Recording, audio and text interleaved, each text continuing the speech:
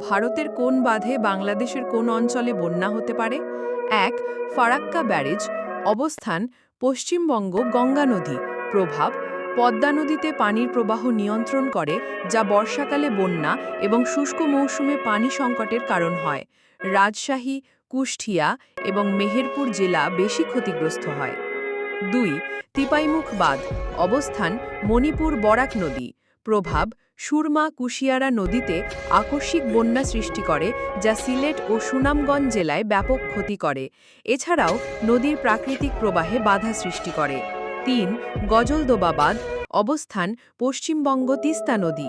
প্রভাব তিস্তা নদীতে পানির প্রবাহ নিয়ন্ত্রণ করে, যা রংপুর, লালমনিরহাট এবং কুড়িগ্রাম জেলায় বন্যা সৃষ্টি করে এবং শুষ্ক মৌসুমে পানি সংকটের কারণ হয়। ৪. ধুবড়ী বাঁধ। অবস্থান আসাম, ব্রহ্মপুত্র নদী। প্রভাব ব্রহ্মপুত্র নদীর পানির প্রবাহ নিয়ন্ত্রণ করে, যা ময়মনসিংহ এবং জামালপুর জেলায় তীব্র বন্যা সৃষ্টি করে। ৫. পোখরা বাঁধ। অবস্থান পশ্চিমবঙ্গ, মহানন্দা নদী। প্রভাব মহানন্দা নদীতে আকস্মিক বন্যা সৃষ্টি করে, যা পঞ্চগড় এবং ঠাকুরগাঁও জেলায় ব্যাপক ক্ষতি করে।